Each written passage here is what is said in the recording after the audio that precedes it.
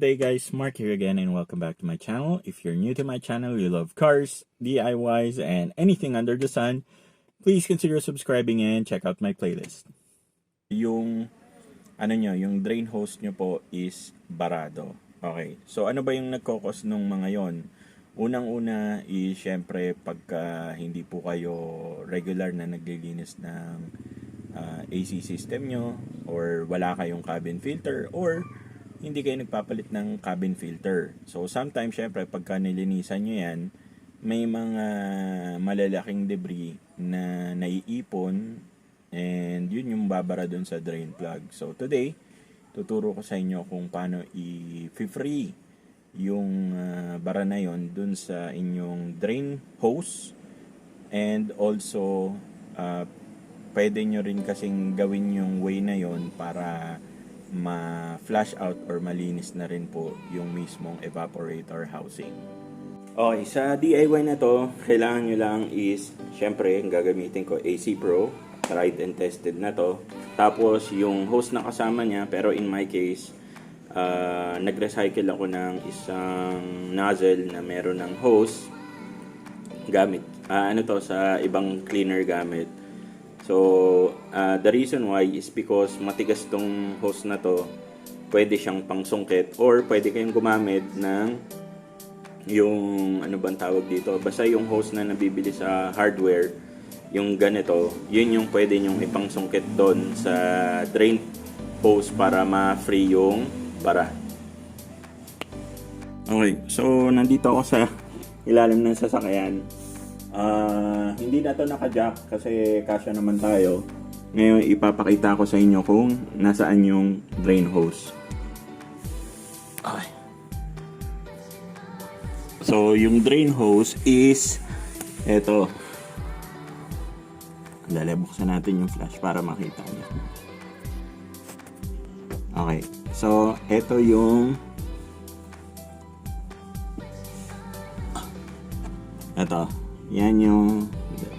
ito yung drain hose.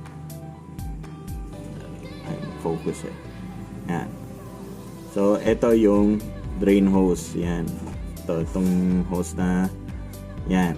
Okay. So, dyan lumalabas yung tubig na nanggagaling sa inyong air conditioning system sa loob ng cabin. Dyan po lumalabas yon. So, pag yan po nagbara, ang nangyayari, syempre walang tutulong tubig dyan, may ipon doon sa evaporator housing. Yun po yung magkokos ng nagbabasa po doon sa inyong floor mat, or either sa passenger or sa driver side. And also rin yun, nagkokos ng moisture doon sa evaporator housing, or nagtutubig.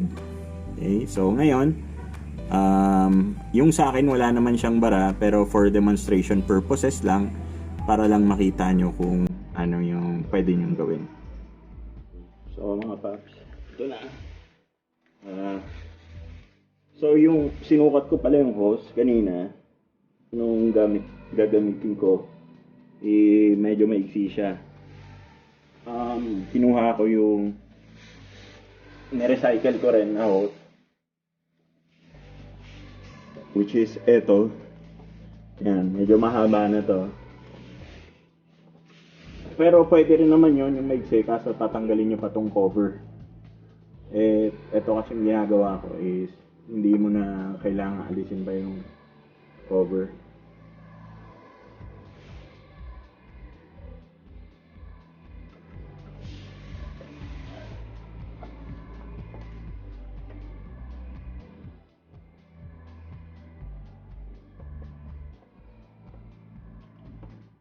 Natin i-bend ng konti.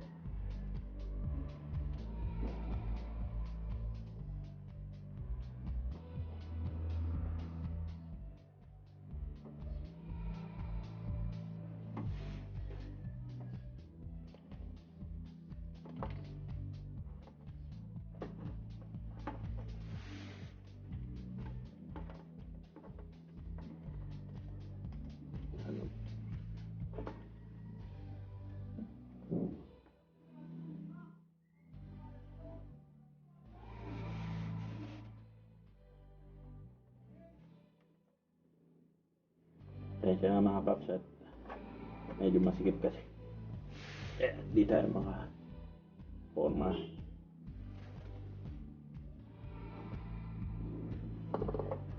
Yun. Okay. Good. Nakapasok na siya. Ililipat ko kayo para makita niya.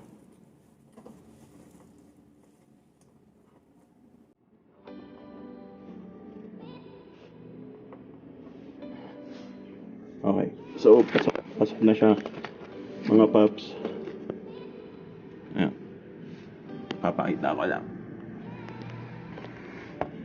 Okay. So, sorry at medyo magulo. Anyways, ayun na yung ating hose. Ayan. Ngayon, ang gagawin natin is ikakabit lang natin tong side na to sa ating AC Pro. Mahirap siyang gawin pag may habang hawak yung camera. Saglit lang. Ihiga ko na lang para mas madali.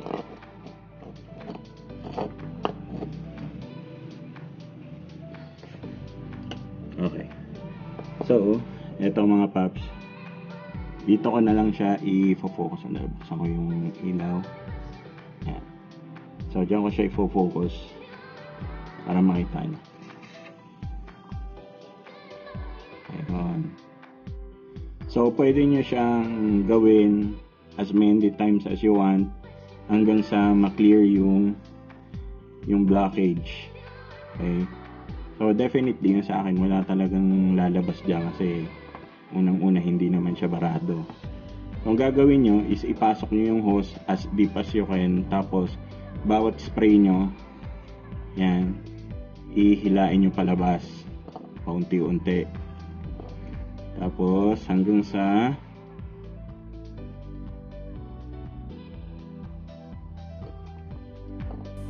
completely matanggal siya.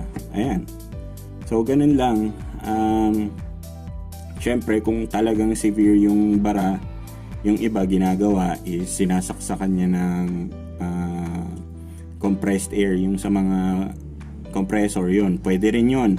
Ang problema kasi is baka yung dumi mapunta sa evaporator nyo. Yun lang yung downside. Pero yun yung pinakamadaling way. Or, pwede rin ito, yung method na ginawa ko. Kung gusto niyo na hindi kayo mahirapan, pwede niyo i-jack na lang yung sasakyan. Or, yung isa pang way is doon niyo padaanin yung cleaner sa sa slot ng AC blower. Pwede kayong gumamit ng running water. Pero, syempre, kailangan yung what do you call this? Kailangan nyo ring bugahan ng cleaner yon after. Okay? So, tsaka ang downside kasi sa method na yon is hindi guarantee na lalabas yung bara. Baka kasi bombahin nyo ng tubig tapos umapaw lang, kumbaga, di mababasa lang din kayo doon sa loob yung yung mga apakan nyo. Okay. So, ayan, nakikita nyo naman, tumutulo na. Again, hindi po yan barado. For demonstration purposes lang. Okay? And that's it for me today, guys. Sana nagustuhan nyo yung ating video for today. If you did, please give this video a thumbs up. At kung hindi pa po kayo nakasubscribe, hit nyo na po yung subscribe button. For car parts and accessories need, link po ng aking Shopee store is nasa description section sa baba. Again, Mark nga pala ulit. Maraming salamat sa pagsama sa akin today and hope to see you guys on our next video. And before I go, guys, ayun na yung ating AC cleaner, yung Flamingo, at nakikita nyo na tumutulo na siya. So, nangyari kasi dyan, umangat yon yung AC cleaner doon sa housing, and then syempre, nade-dissolve na siya. Kasama na niyan yung mga dumi doon sa drain hose and doon sa floor mismo ng evaporator housing.